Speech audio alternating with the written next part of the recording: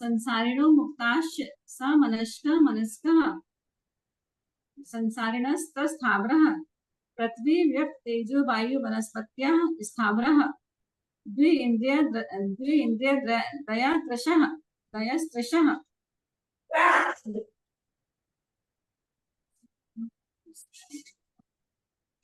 पंचेन्द्राणि द्विविधानि निवृत्ति उपकरणे द्रव्येन्द्रियं लब्ध्योपयोगौ भावेन्द्रियं स्पर्शन रसनाघ्राण चक्षुः श्रोत्राणि स्पर्श रसगंध वर्ण तदर्थ सुखमनेन्द्रियस्य वनस्पत्यान्तानामेकं क्रमी पिपीलिका भ्रमर मनुष्य दीनमेकैक वृद्धानि संगिनः सा नमस्कः विग्रह गतौ कर्म योगः अनुशयनी गतिः अविग्रह जीवस्य विग्रहवती च संसारिणः प्राग चतुर्भ्यः एक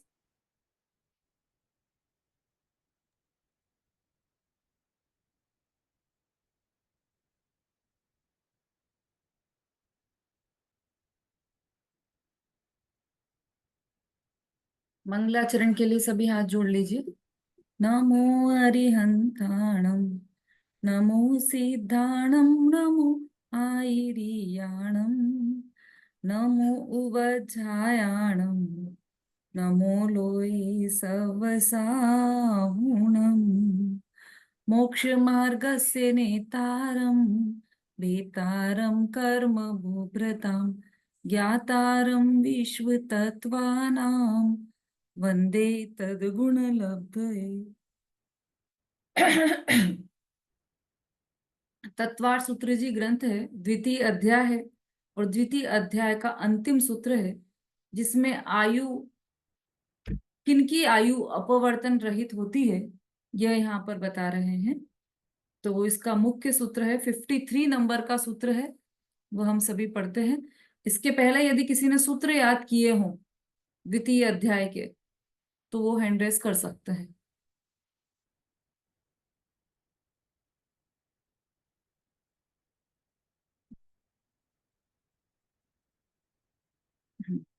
चलिए, प्रथम 10 सूत्र किसी ने याद किए हो तो वो हैंड रेस कर सकते हैं।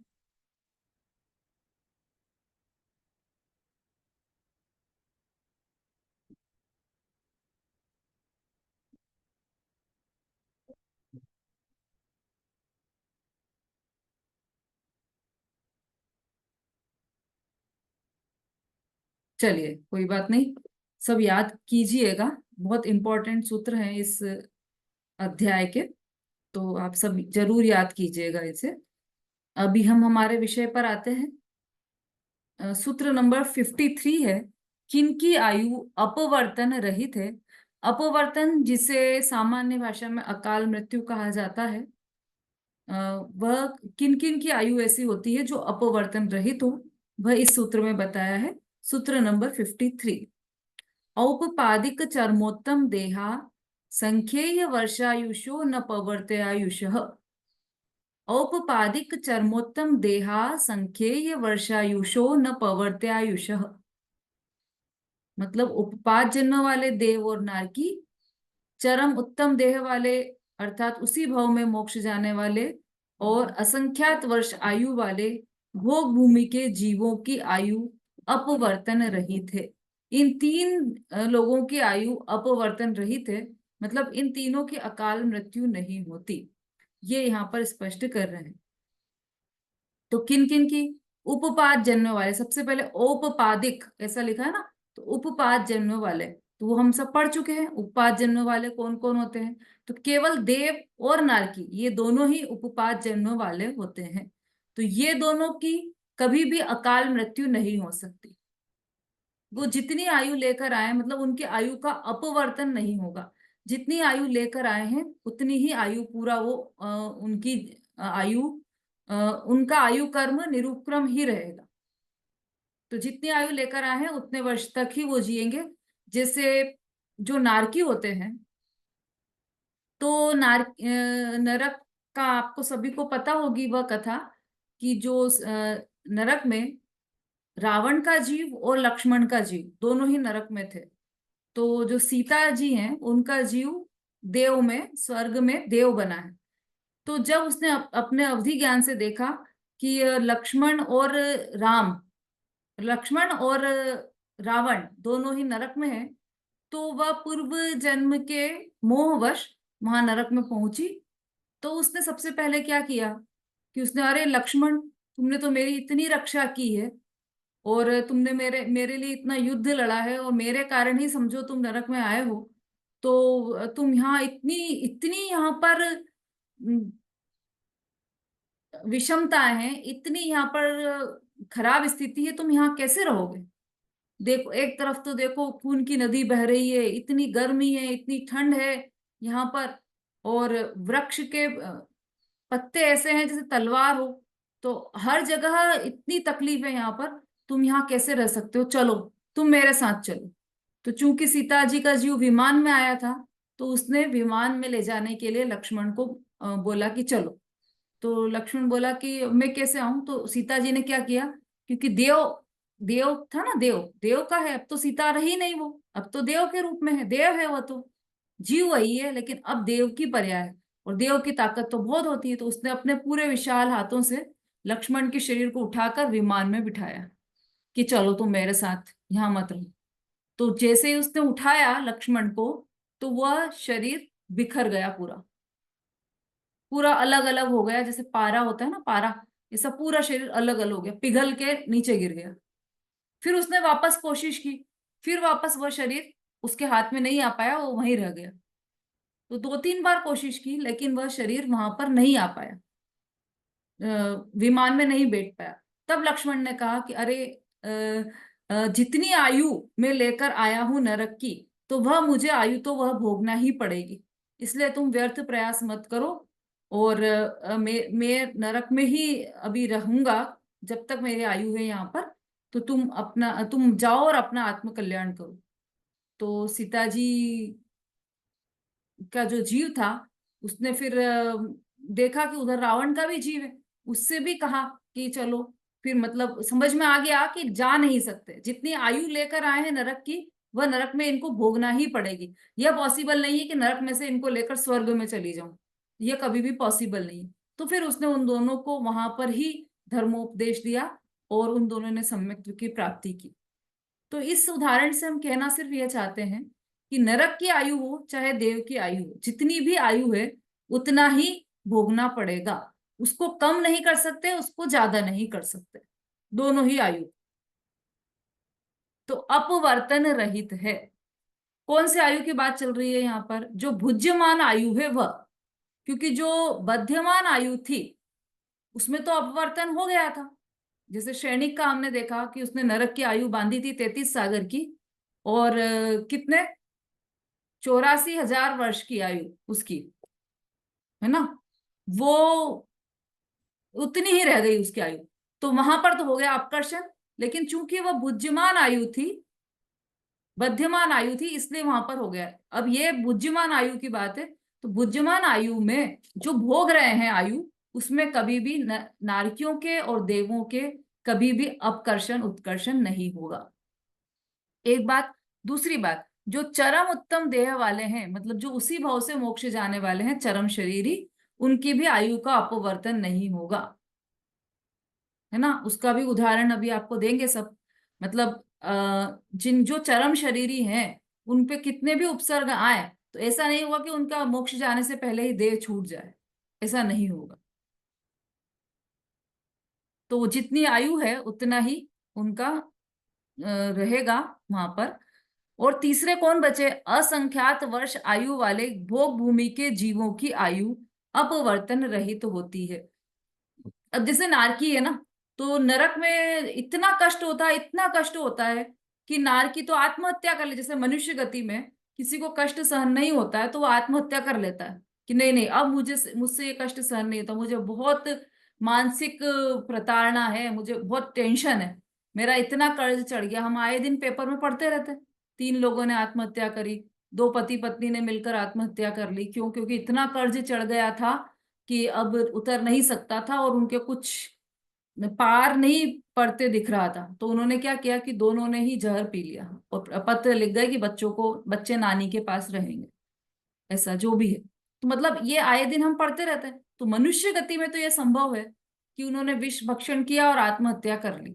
लेकिन नारकी चूंकि इतने कष्ट में रहते हैं, तो वो तो पल पल आत्महत्या का सोच सकते हैं कि मैं मर जाऊं, इससे तो मैं मर जाऊं, इससे तो मैं मर जाऊं, इतना कष्ट मुझसे नहीं सहा जाता, है ना। कोई तीर चला रहा है, कोई तलवार से सिर काट रहा है, कोई खून की नदी में फेंक रहा है, चारों तरफ से उनको बहुत तकलीफें हैं, लेकिन फिर भी वह आत्महत्या नहीं कर सकते, क्योंकि उनकी आयु अपवर्तन रहित है। वो जो वहां पर परिचित उससे कहे कि तुम मेरे को तलवार से दो टुकड़ों में काट दो, मैं यहाँ नहीं रहना चाहता, वो तलवार से दो टुकड़ों में उसे काट देगा, तो फिर क्या होगा कि पारे की भांति उनका शरीर होता है, जैसे पारा है तो वापस आपस में जुड़ जाता है, ऐसा वो शरीर जुड़ जाता है।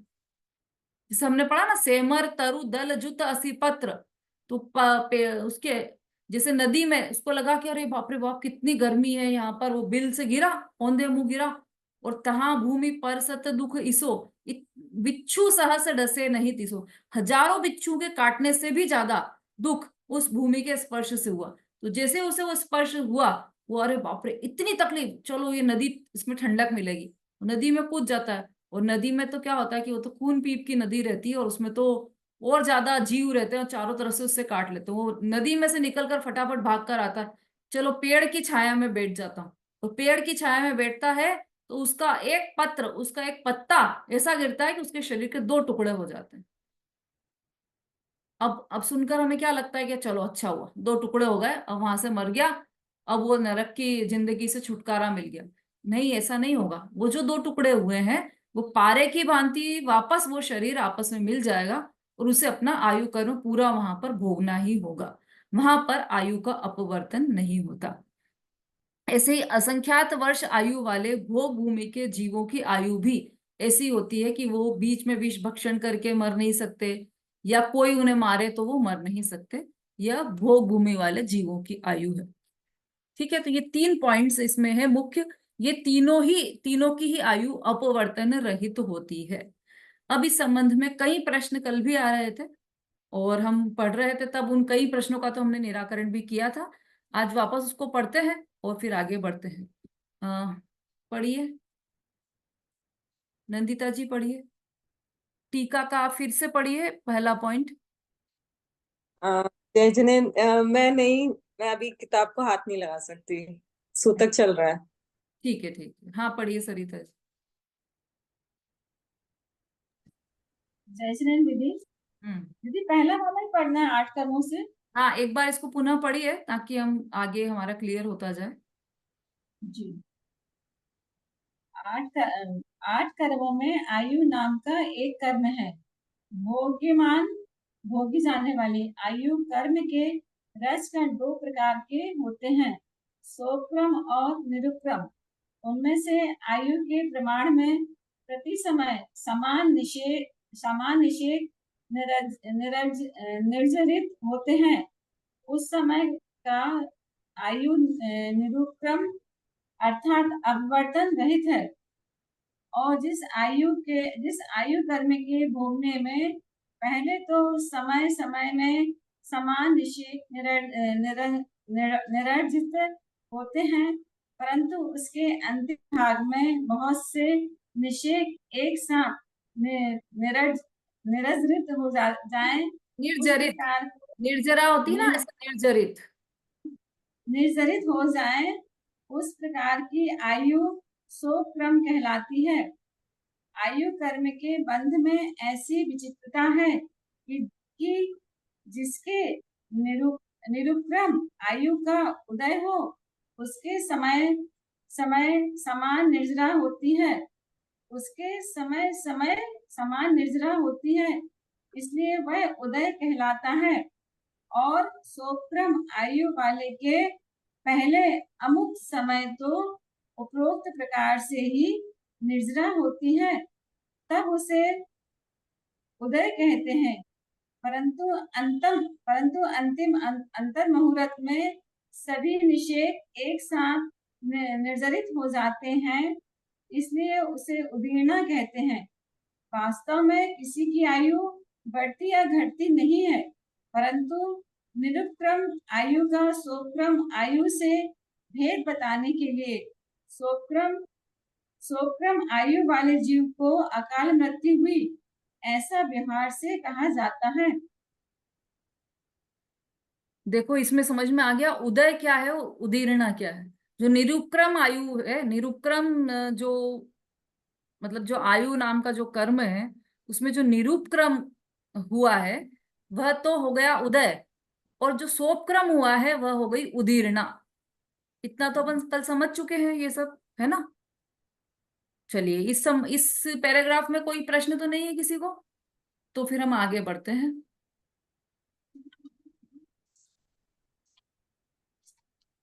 हम्म चलिए दूसरा पैराग्राफ पढ़िए अर्चना जी।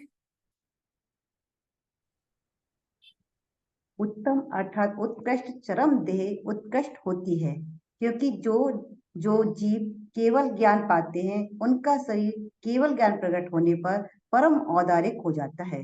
जिस शरीर से जीव को केवल ज्ञान प्राप्त नहीं होता वह शरीर चरम नहीं होता और परम औदारिक भी नहीं होता। मोक्ष प्राप्त करने वाले जीव का शरीर के साथ निमित्त नैमित्तिक संबंध केवल ज्ञान प्राप्त होने पर कैसा होता है, यह बताने के लिए इस सूत्र में चरम और उत्तम ऐसे दो विशेषण दिए गए हैं। जब केवल ज्ञान प्रकट होता है तब उस शरीर को चरम संज्ञा प्राप्त होती है, वह परम औदारिक रूप हो जाता है, इसलिए उसे उत्तम संज्ञा प्राप्त होती है। परंतु वृषभ नारायण शयनन तथा समचतुर संस्थान के कारण शरीर को उत्तम संज्ञा नहीं दी जाती। देखो ये समचतुरस्त्र संस्थान या वज्रवचम नारासनन, ये समचतुरस्त्र संस्थान है ना, उससे कामदेव भी है, तो उनके समचतुरस्त्र संस्थान होता है। सब सिमेट्री में होते हैं, उनके सारे फीचर्स, सारे अंग और उपांग सब सिमेट्री में होते हैं।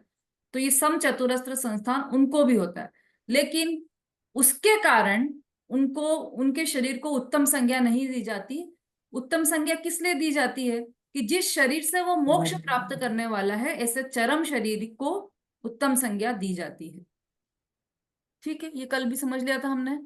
तीसरा पैराग्राफ पढ़िए, कौन पढ़ेगा?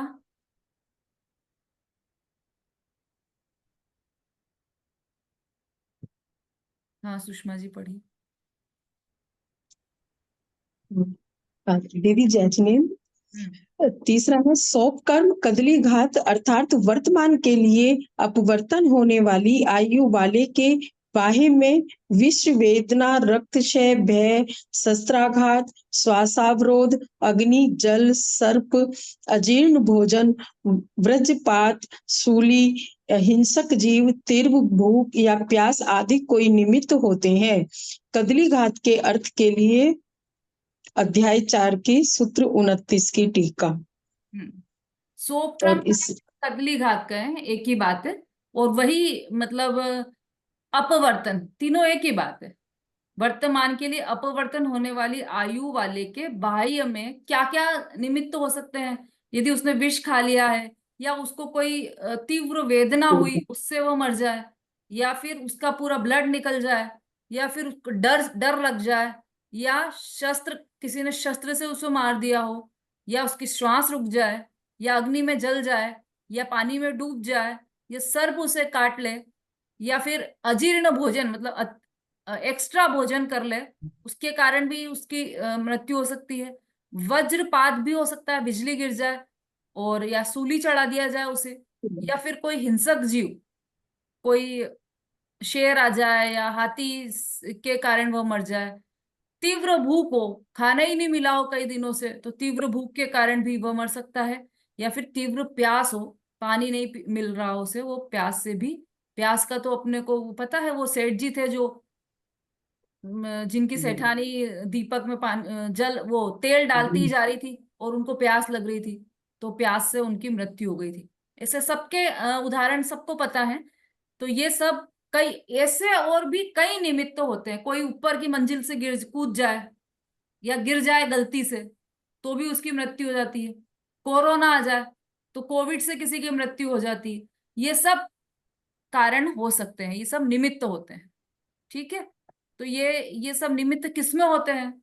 सोप्रम आयु में, या ये कह सकते हैं कि वर्तमान आयु के अपवर्तन होने में ये सब निमित्त होते हैं। ठीक है, अगला पॉइंट पढ़िए शोभा जी।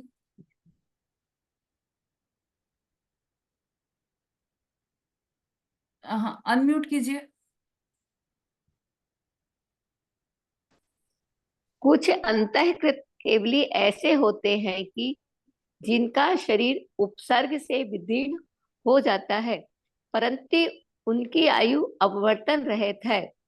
परम देहधारी गुरुदत्त, पांडव इत्यादि को उपसर्ग हुआ था, परंतु उनकी आयु अपवर्तन रहित थी। अंतःकृत केवली ऐसे होते हैं जिनका शरीर उपसर्ग से विदीर्ण हो जाता है, परंतु उनकी आयु अपवर्तन रहित, मतलब उनकी अकाल मृत्यु नहीं होगी। कितना भी बड़ा नहीं उपसर्ग होती। आ जाए तो उनका शरीर नहीं छूटता है, क्योंकि वह चरम शरीरी होते हैं। तो चरम देहधारी कौन कौन थे? गुरुदत्त थे, पांडव थे, इन सबको उपसर्ग हुआ, परंतु उनकी आयु अपवर्तन रहित थी। मतलब वो उनको अकाल मृत्यु नहीं हुई, समय पर ही उनका देह छूटा, ऐसा। ठीक, अब नेक्स्ट देखो, इसके लिए एक उदाहरण ऐसा भी आता है, जैसे कोई मिट्टी का घड़ा हो, है ना, और मिट्टी के घड़े में 10 लीटर पानी भरा, और उस घड़े में छेद हो जाए, है ना, तो वो छेद के द्वारा एक एक बूंद करके पानी निकलता है। तो वह तो हो गया निरुक्रम आयु, मतलब जो आयु क्रम बांधा था वो एक एक चलता जा रहा है। इतने में कोई बच्चा आया उधर से खेलता खेलता, और उसके पैर की ठोकर लगी, और वो मटकी फूट गई और पानी पूरा नीचे गिर गया, तो एक साथ पूरा पानी निकल गया। इसी तरह से आयु का अपवर्तन है। पहले तो एक एक समय में एक एक कर्म झर रहा था, और उदय में आ रहा था और निर्जरित हो रहा था, फिर एक साथ पूरी उदीर्णा हो गई, सब कर्म एक साथ खिर गए।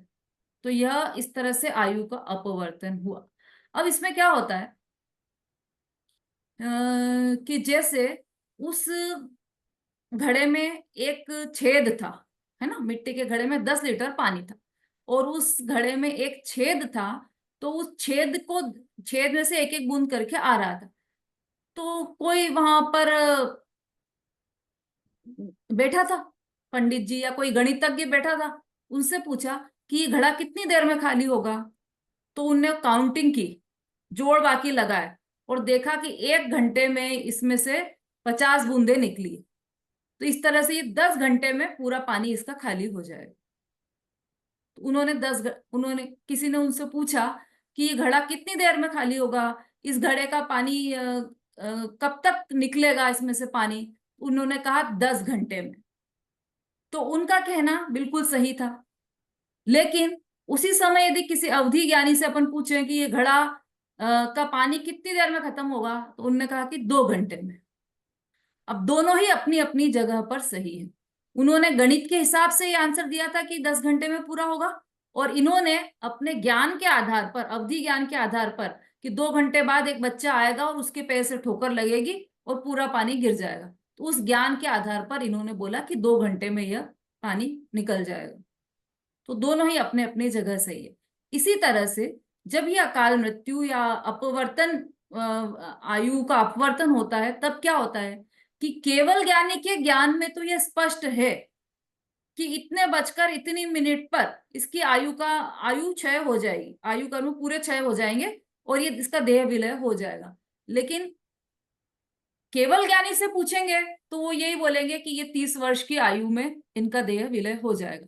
लेकिन हमने क्या देखा, जो गणितज्ञ हैं, हम सब क्या है यहाँ पर गणितज्ञ, हम अपने हिसाब से कि अरे अभी तो वो जवान है और वो 100 वर्ष तक जिएंगे, इसलिए उनकी अभी तो 30 आयु है, और वो अभी मतलब 40 साल और जिएंगे, या जितने भी, हाँ 70 साल और जिएंगे।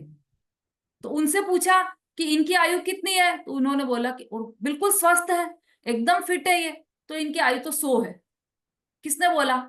जो यहाँ वाले लोग थे, जो दुनिया के लोग हैं, जो सब गणितज्ञ हैं, वो अपने गणित लगा के उन्होंने बोला कि इनकी आयु तो 100 वर्ष है, और केवल ज्ञानी ने बोला कि इनकी आयु तो 30 वर्ष।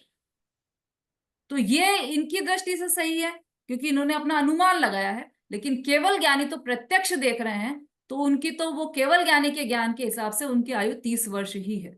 और केवल ज्ञानी के ज्ञान में सारा सब कुछ क्लियर है कि किस तरह से उसकी आयु 30 वर्ष है। अब ऐसा क्यों हुआ, सोपक्रम क्यों हुआ, ऐसा प्रश्न हो सकता है ना किसी का, कि ऐसी ही स्थिति है। जिस समय यह आयु कर्म बांधा गया था, उस समय जैसे परिणाम थे उसके अनुसार ही यह इन कर्मों का बंधन होता है ना। जैसे जैसे परिणाम होते हैं, देखो ये उत्कर्षण अपकर्षण सिर्फ आयु कर्म में ही नहीं होता है, सभी कर्मों में होता है। क्योंकि प्रत्येक क्षण प्रत्येक समय बाकी के 7 कर्म तो बंध ही रहे। एक भी समय ऐसा नहीं है जब ये बाकी के 7 कर्म नहीं बंध रहे हो, आश्रव नहीं हो रहा हो, बंध नहीं हो रहा हो, एक भी समय ऐसा नहीं। संसारी जीव की अपेक्षा से बात चल रही है, ठीक है। तो जैसे हम भोजन करते हैं, तो भोजन किया हमने,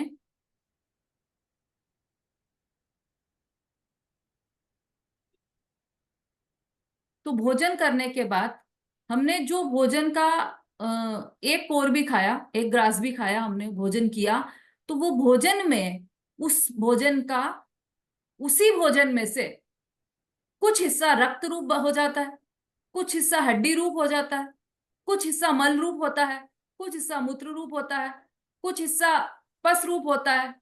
अलग अलग उसके पार्ट्स हो जाते हैं भोजन में से, उसी भोजन में से, और अपने अपने अनुसार। इसी तरह से हमने कोई भी परिणाम किए, एक परिणाम भी किया, चाहे शुभ किया हो चाहे अशुभ किया हो, कोई भी परिणाम किया हो, एक समय का एक परिणाम भी किया हो, तो उस परिणाम में से 7 कर्म बंधते हैं। ज्ञानावर्णी, दर्शनावर्णी, मोहनी, अंतराय, नाम, गोत्र और वेदनी ये सब बनते हैं।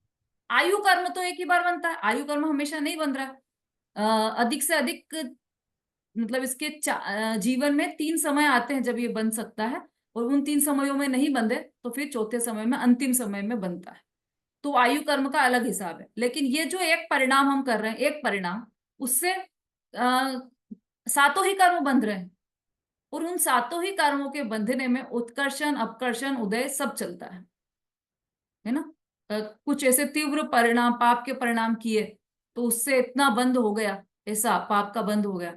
लेकिन बाद में ऐसे पुण्य के परिणाम किए कि वो जितने भी पाप कर्म थे वो सब पुण्य रूप परिवर्तित हो गए, तो ये अपकर्षण हो गया। या फिर वो जो पाप कर्म था जिसके कारण हमें 3 दिन तक बीमार पड़े रहना था, ऐसा उदय आने वाला था, लेकिन पुण्य कर्म में परिवर्तित हो गया तो एक ही दिन में बुखार ठीक हो गया। तो ये उत्कर्षण अपकर्षण ये सब सभी कर्मों में चलते रहते हैं। पर हम यहाँ पर आयु कर्म की बात कर रहे हैं, तो आयु कर्म में किन किन जीवों के अकाल मृत्यु नहीं होती, या कौन कौन किन किन जीवों की आयु अपवर्तन रहित होती है, इसकी चर्चा हम यहाँ पर कर रहे हैं। तो हमने ये देखा घड़े के उदाहरण से भी। हाँ, अभी हमने ये चौथा पॉइंट पढ़ा ना, जिसमें चरम देहधारी, ये हो गया हमारा चौथा पॉइंट। हाँ, 5वां पॉइंट पढ़िए।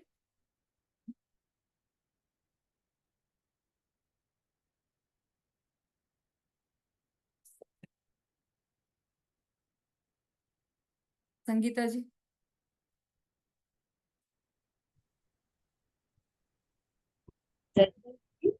उत्तम शब्द का अर्थ 63 साल का पुरुष अथवा काम देवादि वृत्ति युक्त पुरुष ऐसा करना ठीक नहीं है, क्योंकि शुभम चक्रवर्ती, अंतिम ब्रह्मदत्त चक्रवर्ती तथा अंतिम अर्ध चक्रवर्ती वासुदेव आयु के अपवर्तन होने पर मरण को प्राप्त हुए थे।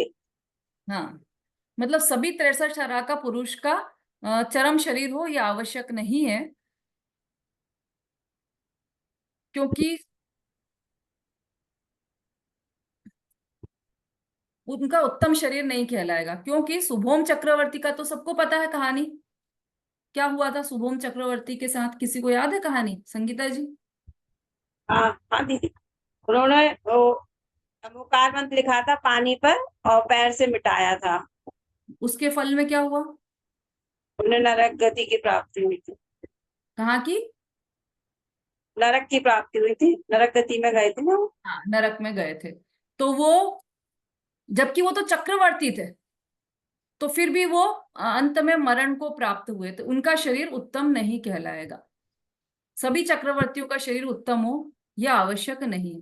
ऐसे ही ब्रह्मदत्त चक्रवर्ती की भी कहानी सभी को पता है ना। और अंतिम अर्ध चक्रवर्ती वासुदेव, वासुदेव जिसे कृष्ण भी कहते हैं, उनके भी आयु के अपवर्तन होने पर मरण को प्राप्त हुए थे। ये भी, इनके आयु का अपवर्तन हुआ था, तो ये भी मरण को प्राप्त हुए थे। ये तो सब कहानी सबको पता है। चलिए आगे का पढ़िए। मैं पढ़ूंगी। हाँ, किसके पास है? जिनवाणी किसके पास है? हाँ, सुलोचना आंटी पढ़ी।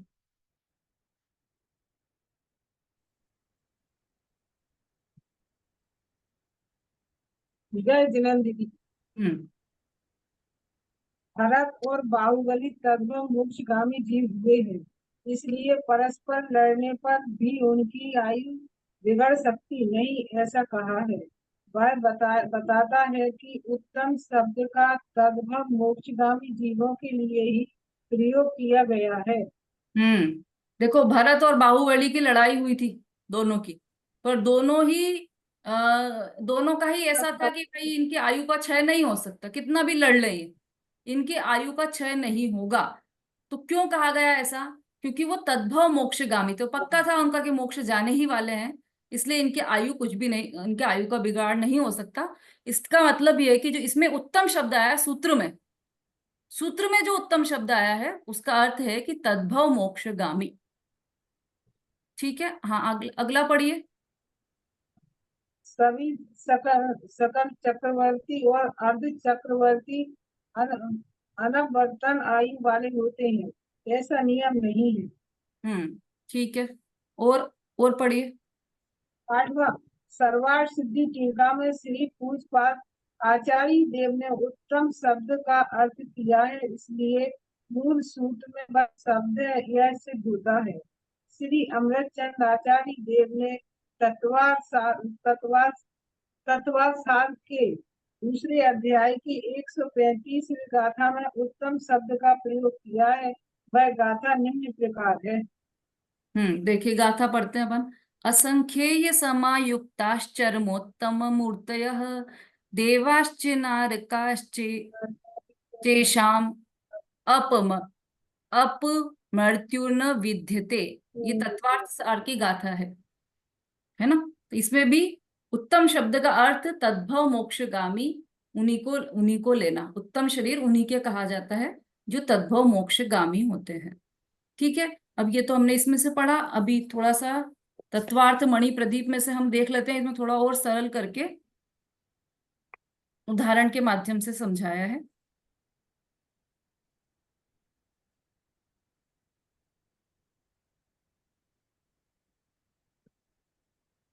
जैसे किसी अपराधी को 10 वर्ष की सजा हुई, जब उसने न्यायाधीश से, वकील से, जेलर से पूछा कि मैं जेल से कब छूटूंगा, तो सभी ने एक स्वर में यही उत्तर दिया कि 10 वर्ष के बाद, है ना।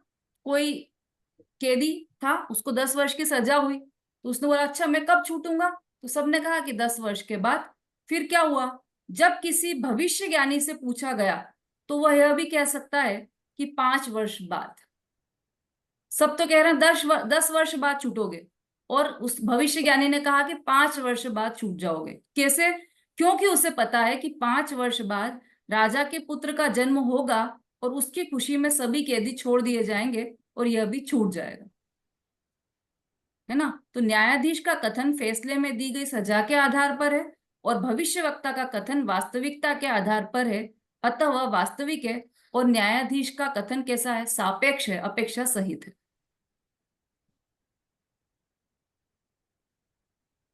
चलो इसमें से खास खास लेते हैं। अवधि ज्ञान रूप चयोक्षम की अपेक्षा हम उसे अकाल मृत्यु कहेंगे, और केवल ज्ञान की अपेक्षा स्वकाल में ही मरण हुआ कहा जाएगा।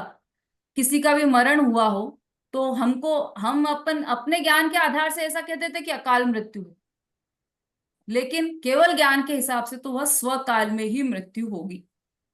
केवल ज्ञानी ने तो पूरा स्पष्ट देखा है।